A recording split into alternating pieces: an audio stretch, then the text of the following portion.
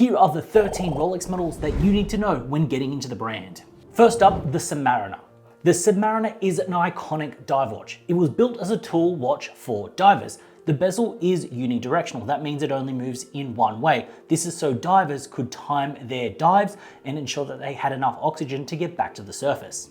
Originally rated at 100 meters, with the modern models going to 300 meters, this will never really be pushed to the limits that the everyday diver will get up to. Iconic pieces in the lineup include steel, the Bluesy, a yellow and gold steel variation with a blue face, the Hulk/Starbucks with the green. This was to commemorate the 50th anniversary of the Submariner, and the Smurf. While looking like steel, this is actually white gold in precious metal. So when you see that on the wrist, you know someone's got a big heavy hitting piece. Next up, the GMT Master and GMT Master 2. The GMT and GMT Master 2 is the quintessential GMT timepiece from Rolex and pretty much in the watch world. Originally designed for Pan Am pilots in the 50s, the GMT Master 2 is the timepiece for the world traveler. The GMT lets you track multiple time zones with the 24-hour hand, as well as a rotating bezel. Almost all of the models and variations of this watch have hype. The Coke, the Pepsi, the Batman, the Batgirl, the Root Beer, basically the entire lineup. The difference between the GMT Master and the GMT Master 2 is that the GMT hand can move independently to the hours, so you can actually track an additional time zone. Now the Daytona. The Daytona is one of the hardest and most hyped Rolexes that there is to get. This is the type of watch that lots of people want. Created in the 60s to time lapse at Daytona, the movement wasn't actually a Rolex movement for a little while. This was actually made by Zenith. So you'll see older model Daytonas with the Zenith movement. The modern Daytonas now though have a Rolex movement full in-house. The Panda is arguably the most sought after, but with so many variations and models, it's too hard to name them all. The Meteorite gets a shout out though, and the yellow gold with the green dial is called the John Mayer because he popularized this model. The Datejust. The Datejust is a classic Rolex dress watch. The Datejust was made in the 1940s and it's iconic with its fluted bezel and Jubilee bracelet. In the 70s, absolutely everyone had a two-tone Datejust on their wrist, and that's why you'll see them for dirt cheap on the secondary market. Now, originally in the 36mm, now there is a 41mm variant, and the combinations are vast, with variations in material like rose gold two-tone, gem set bezels, palms, and motif dials. The Datejust has a slew of different variations because it's had such a long history. The Datejust is what I would consider an entry-level Rolex piece, easily attainable and screams Rolex when it's on the wrist for a relatively cheap price. The Day-Date. The Day-Date was introduced in 1954 with a 36mm size. The iconic date window at the top was a technical feat. At the time, to have the date and day tick over at the stroke of midnight was very difficult. The Day-Date soon became a favorite and was sported by the likes of JFK, Castro, and a slew of other celebrities at the time. So it was then affectionately known as the President's Watch. This nickname has stuck, with the Rolex being referred to as the President and the band being a presidential band. Day-Dates are made exclusively in precious metal. If you ever see one in this ice blue dial though, that means it's platinum. The Day-Date comes in a 36mm and a 41mm in today's size.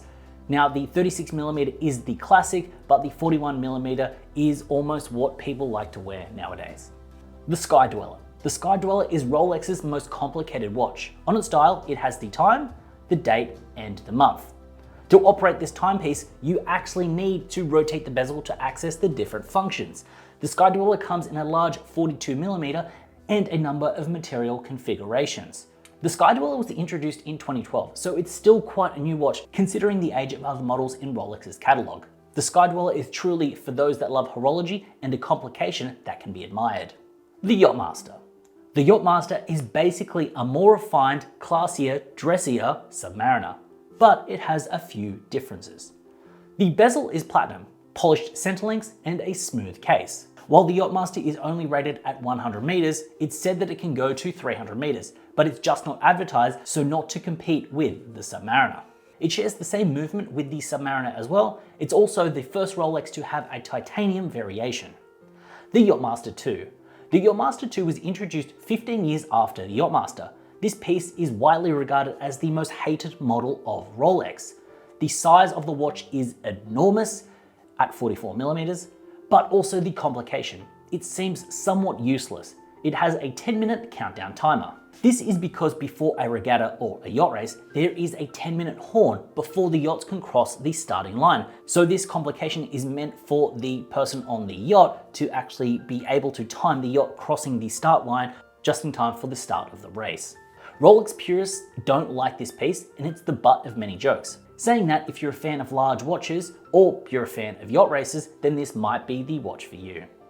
The Sea Dweller. The Sea Dweller was launched in 1967 and has a crazy 610 meters of water resistance. This has doubled in the modern day models and now can go 1,220 meters below the waves. In terms of this watch and its proportions, if you're a larger person and the sub just doesn't feel substantial, then this is it. In its simplest terms, it's just a scaled up Submariner.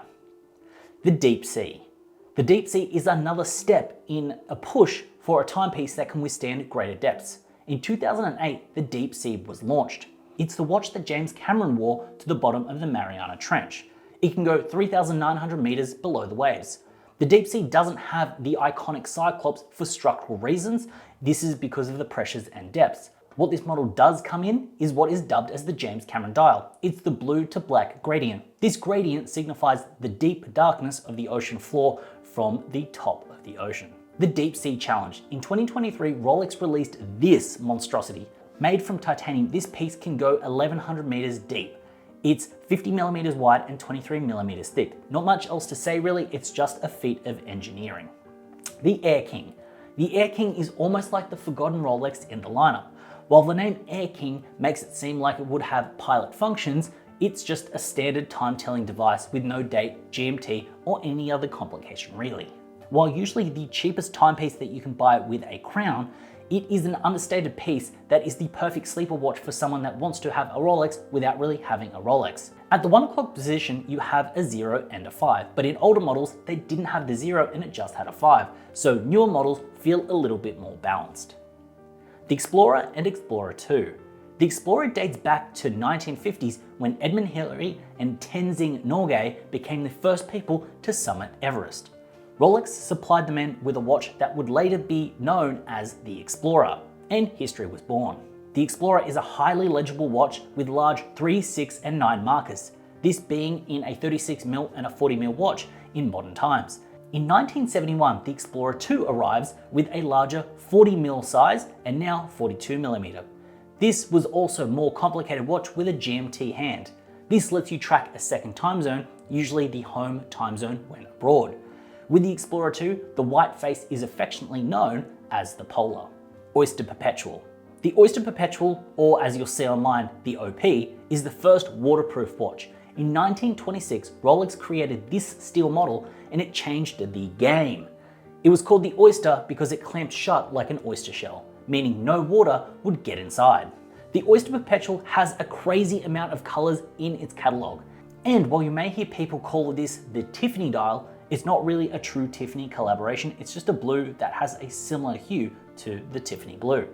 Not like the Tiffany Nautilus by Patek Philippe, which is actually a Tiffany collaboration. 1908. Rolex's 1908 was introduced in 2023 to replace the Cellini line. The year 1908 is a nod to Hans Wilsdorf in the year that he registered the name Rolex. At 39mm, it's larger than a classic 36mm, but it's smaller than the 41-42 that we see in modern models. So this is really a new classic in terms of size. The coolest part about this model though is the sapphire caseback. You can see the glory of the movement, which you would see in other watches like Patek Philippe and Audemars Piguet. The 1908 is the true dress watch from Rolex. With a leather strap and deployant clasp, this screams class. So that's a look at the Rolex models and what you need to know. If you enjoyed this video, please consider giving that subscribe button a hit. I really would appreciate it. As always, it's been a pleasure having you with me. Until next time.